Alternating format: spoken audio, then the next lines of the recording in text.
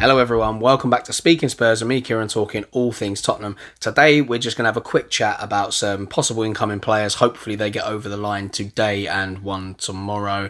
There's also talk of somebody coming into the club staff-wise, a little bit on the Leyton Orient draw and the upcoming game against Colchester, and possible outgoings. Remember, if you haven't done so already and you're new to the channel, please subscribe. It means an absolute lot and helps support the channel grow. You can like the videos and feel free to comment, and as many of you know that have been around on this channel from the beginning, and thanks for your support, I do comment back to pretty much everything that warrants a comment back. So let's jump straight into it. Paratici is obviously collating members of staff, players, doing everything he can to get a structure in place at Spurs that will work for the future.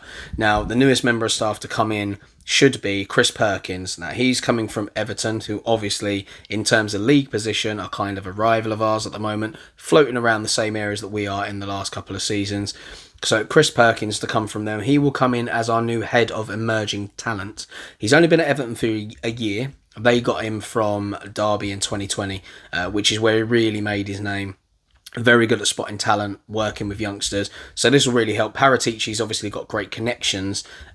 He can spot talent, but you need a wider network. And this guy, Chris Perkins, can help with that alongside himself and Steve Hitchen. Okay, the big transfer news that has obviously broken over the last couple of days, which I would have reported on sooner. However, I wanted something more concrete. There's no point in keep talking to you guys about things that are possibly going to not happen. And this still could fall apart. There's still a lot to be done in this. So it's Erik Lamela to depart with 25 million euros, which equates to about £21.5 million. That will be in exchange for Bryan Gil of Sevilla. So he's a 20-year-old winger. He can operate on both sides. He was loaned last year to SD Eibar. He got 4 goals and 3 assists. He's been likened to Federico Chiesa, who obviously had a great time with Italy. Somebody we would have loved to have signed, but for obvious reasons is not a target. So the next best thing is to sign a younger equivalent. Look, for me, he looks a great player, no question. Is it our top priority right now? Not really. Obviously, we need a centre-back in the door. And the Tomiyasu deal, is it getting any closer? We kind of haven't heard anything really in the last few days, other than he wants to come to Spurs. We were a few million off the deal. I don't know what's happening. Maybe we're going to have to wait till after the Olympics for that one now. So I'm not too sure. But that's obviously our priority centre-back. But looks like they're looking at wingers now. Obviously, Lamela, a winger himself, going out, does leave a space for one to come in. Look, definitely one for the future. He's going to have to earn his Spurs, if you will. And naturally, it's kind of similar to what happened with Lamela when he first came in. I mean, that wasn't an exchange deal. It was money, but young, bright talent came in. And it hasn't really worked out for him. Look, I love Lamela. He's a fantastic player, gives great energy, just very inconsistent, and that's mainly down to his injuries. I feel if he'd have never, ever been injured at Spurs, we'd have a very different player on our hands, and no one can deny that. For all his headless chicken runs and faults that he has, I feel like, we could have had someone. But what Sky Sports is saying is that he has 3 caps for Spain so far, and is part of the squad at the Tokyo Olympics. So that's a bit of good news. You can get on there and have a watch of him during this Olympics to see what you think. And if you watch any of them games, comment in this video to let me know what you think about him. So Lamela, they reckon, will sign a 3-year deal with Sevilla after his 8 years at Spurs. We're close to finalising the swap deal. He's not part of the Spain squad that obviously got to the semi-finals of Euro 2020. Look, he's an exciting prospect. I'm not going to lie, but again, I'm not that excited, just because he's not what we need at the moment. And wingers, we're not that weak on. Bergwijn, I'm expecting to have a really good season if played correctly this season. He's also spent time on loan with Leganes as well after he came through the youth system at Sevilla, and he played 21 times for them. Yeah, I mean, a lot of the news is just talking about Lamela on there and his 8 years at Spurs. So, look, we'll see what happens when he comes in. The next transfer that we reckon is going to happen, and the medical apparently is lining it up. They reckon most of the deal was done yesterday, so it's a loan deal for a goalkeeper, Pierluigi Gollini, which we've spoken about before, but yeah, a loan deal for him to come in, and that's going to be a loan with an option to buy, which actually can become an obligation to buy. So what will happen there, he'll come in on loan, and once he plays his 20th game in a Spurs jersey, that will trigger the clause, and we are committed to buy him for 15 million euros. And then obviously, if he doesn't reach that amount of caps, that's when it will be an option to buy for the 15 million euros, which will be entirely up to us. Again, am I excited? No. Do we need a keeper right now? No. But we are going to need a keeper from next season, so this is a good opportunity for somebody to come in, get some sort of football. There's plenty of games to play in the Cups, in the Europa Conference League, which we're so excited about.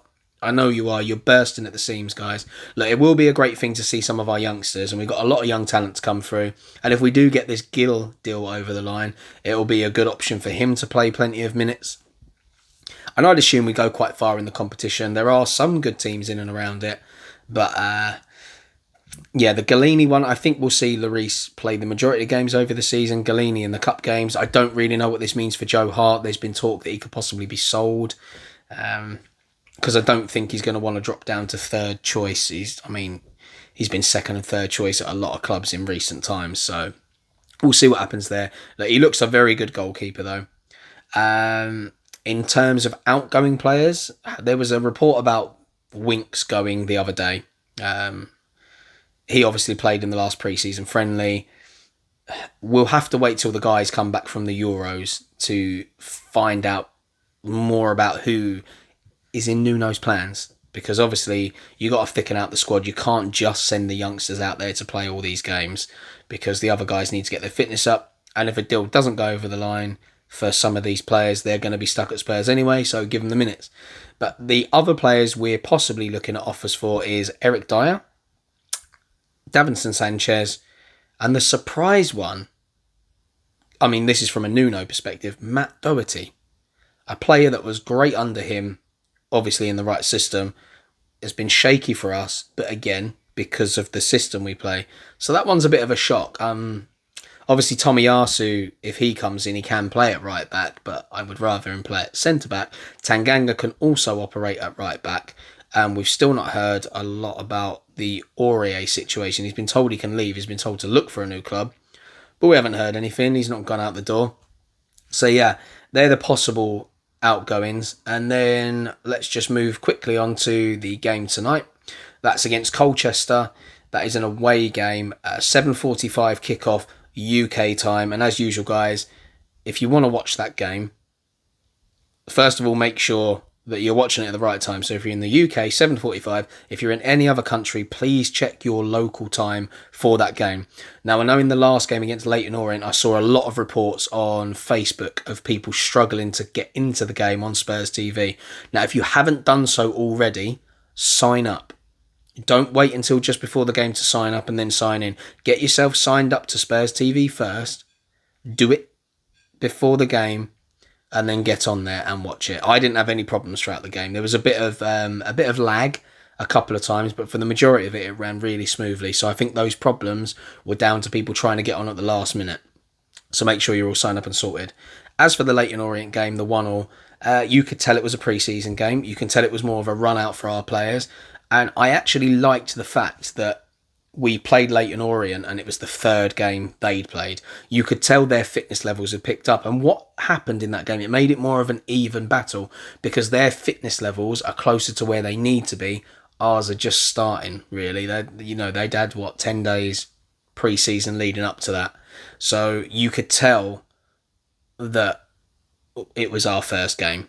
It was fairly obvious, and especially when he made the 10 changes later in the game, it just kind of opened the game up a lot, and Leyton Orient had kind of really built themselves into the game by that point. I mean, they actually played reasonably well at times. I thought we were slow a lot of the time. I did see a bit of what I would call a soft press going on from the front, soft pressing, but there was some good pressing going on in the midfield. I mean, there wasn't too many players to talk about, really, because it's more about fitness this stage. The results don't really matter. It's hard to know who is going to be good. I will say that I thought that Cameron Carter-Vickers, all right, he's been at the club for what seems like an eternity, okay? He's still young, 20, 23, 24. But look, he's been out on loan, he's performed well in the Championship, and in a back three, I don't think he looks a bad option. He won pretty much everything in the air. I don't think I saw anyone beat him to a header. He was composed on the ball. Yes, there was a lot of sideways passing, but he was looking for passes. He was calling people midfield. He was calling the midfield towards him so he could make a pass into midfield. Sometimes he actually made slightly longer balls along the floor into the midfield. There was a few passes that he actually put out of touch or things that he didn't get to. But I thought he was very composed. The same as last pre-season. Jose Mourinho actually used him in pre-season. I thought he looked fairly decent. And Jose likes an old school style of defender. That's Cameron Carter-Vickers. Now, is he Premier League standard? Not too sure. But he really held his own in the Championship. Like, he changed the fortunes around for Luton. I thought he was very, very good at Bournemouth last season. So I think he's worth a punt on the bench. If you can get money for Sanchez and Dyer, I actually think Carter-Vickers is a good option to have in and around the club. Premier League clubs have been looking at him, and by that I mean Newcastle, Celtic have also been looking at him. But based on his performance, I wouldn't be too displeased if he stuck around and the others went out the door, because we haven't actually seen Carter-Vickers have a chance in the Premier League. So that could be interesting. Winks was okay, in and out of the game. Bergwijn, bright at times. I mean, what you need to remember in this game is a lot of these guys don't play together regularly, because obviously we had a lot of the youngsters in there, so, you know, it is what it is. However, Dane Scarlett did okay. He made some good runs. His finish, I thought, was very, very composed. It was good. He could have rushed that. He could have waited too long. He waited the right amount of time, let it come across him, played it neatly into the corner. And a lot of people are talking great things about him, and that's people inside Spurs. You know, he's a bright one for the future. I felt some of the other youngsters did okay. Nothing worthy of a real mention at this stage. We'll see how those youngsters get on tonight. The game next week, I don't know what sort of team we're going to have out for that. But look, we'll see how these youngsters do, and I'll comment on them more after that. I just wanted to make this a quick video, really, just to give you an update on mainly the two transfer deals possibly coming in. So that is Lamela and €25 million, £21.5 million, exchange with Sevilla's Bryan Gil, and then obviously Pierluigi Gollini as a goalkeeper coming in on loan with an option/obligation to buy €15 million. That's your update for today, guys. Hopefully there'll be more news coming. I would have wanted to give you a more in-depth video. However, I mean, I started a new job this week and it's completely changed my schedule. I used to work from like 5 in the morning until 1:45 in the afternoon, which gave me loads of time to make these videos. However, I'm just settling into the 9 to 5 more mature job. So I will make it work. The weekend videos will be much easier to do. And I've just got to move a few things around to make sure I can definitely get these videos in on the regular. But you know me, I will put the work in. And if I have to stay up and do a video after midnight, I will do a video after midnight, because I want you guys to have the details, but I want you to have the right details. I don't just want to throw videos out there willy-nilly talking about every single player we're possibly linked with, and then it all goes pear-shaped. I'll give all those players a mention. I will always give my view on what I think of the player. And if we sign any of these players, you will get an in-depth review of the players' careers so far. So you've got that to look forward to. So make sure, if you haven't done so already, subscribe, like, and comment. And as always, guys, stay safe and come on, you Spurs.